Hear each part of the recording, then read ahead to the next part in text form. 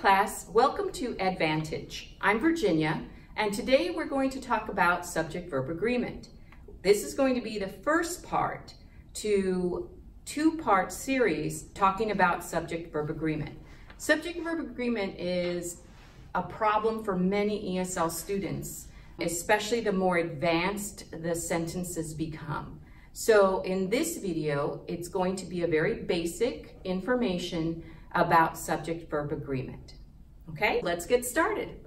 So up here, I have a couple of things to remind you of when you're talking or writing or even studying subject-verb agreement, right?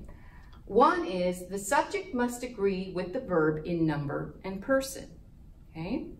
Two, if the subject is singular, the verb must be in agreement with the singular subject. And three, third person singular subject pronouns are the pronouns that we use. So even though the subject may not be an actual pronoun, you can change that into a pronoun to help you remember, is it singular or is it plural? Okay, so let's talk about the subject pronouns for a minute. So here we're going to put subject pronouns. Those of you that have studied English for a while will know that there's lots of different pronouns. We have object pronouns, relative pronouns, and so what we're talking about here are the pronouns that are in the subject position, okay? So we have I, you, singular, he, she, and it, okay? And then on the plural, we have we, you plural, and they, right? These are the singular. This is first person, second person, third person. So these are the third person singular pronouns, okay? Whenever we have these pronouns or the subject is in the third person singular, then the verb is going to take the base form of the verb. Will either have an S, an ES, or an IES at the end of it. It depends on the spelling of that verb, okay? So let's do a couple of examples. So if I have a sentence that's I drive a car. So you can see here that I have the subject pronoun I, right? That's the subject. And the verb follows it. It's in the base form. Do I have to add an S to it? I? No, this is not third person singular, so I don't need to add an S. I just keep it the way it is, right? I drive a car. Now, let's say if I have Sally drive a car. So I have Sally is the subject, right? Verb is, but is that correct? Sally drive a car? Does that sound right? To some of you, it might sound right, right? If you're just learning English, that may sound okay. But we have a third person here, right? Sally is a she, right? That's the third person. So what should we do here? Right, we add an S. So that's really important. Sally drives a car. That is correct. So that's what we mean by the subject and the verb need to be in agreement, okay?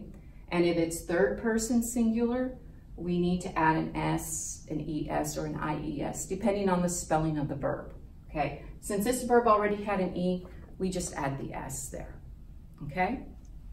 All right, so now, what happens sometimes is that students sometimes will say, but I sometimes have trouble finding the subject. And sometimes that could be difficult. Here, it's not so difficult, right? But what if we have a sentence that looks like this? Okay, so here's a sentence, there is a cat on the fence.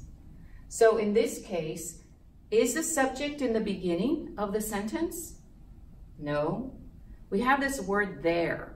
And so sometimes students can get confused as to, okay, now I don't know if this verb is correct, right? So always find your verb first, which is, and then we're going to ask a question, who or what is, right?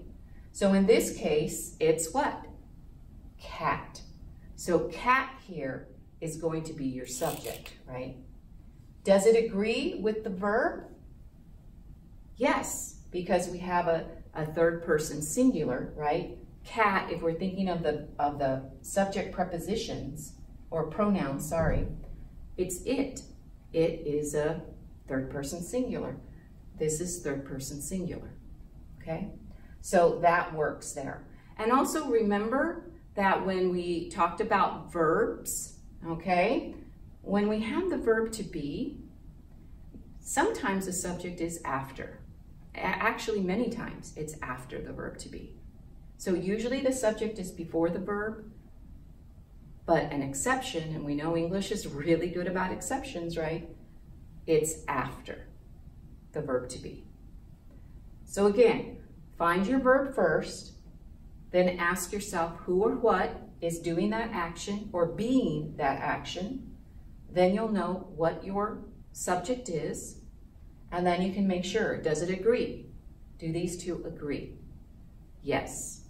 Great. We have a good sentence here. Okay? All right. I hope that this was helpful in some ways. Let's do a couple of other practices. I'll write some sentences on the board, and then you think about whether or not you add an S, ES, or IES to it. Okay, so here we have 3 sentences. So let's take a look. So we have verbs, right? So let's take a look at the verbs. What's the verb in the first sentence? Right. And who is doing this action? We. Okay, so that's the subject.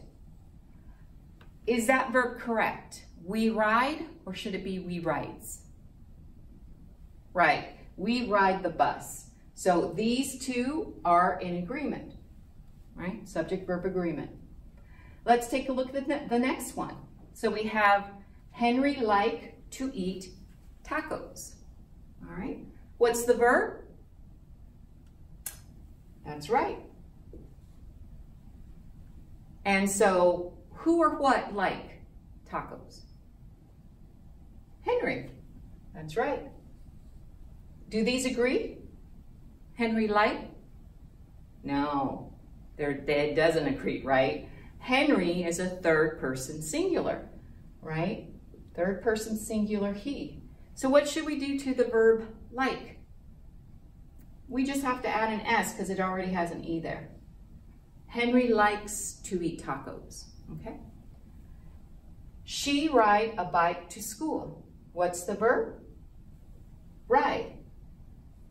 So who or what is doing this action? She. Yeah. Is this third person singular? Yes. She ride a bike? No. Now we have to add an S. She rides a bike to school. Yeah. That's third person singular. Okay? All right. So here's a very basic lesson that we had today on subject-verb agreement.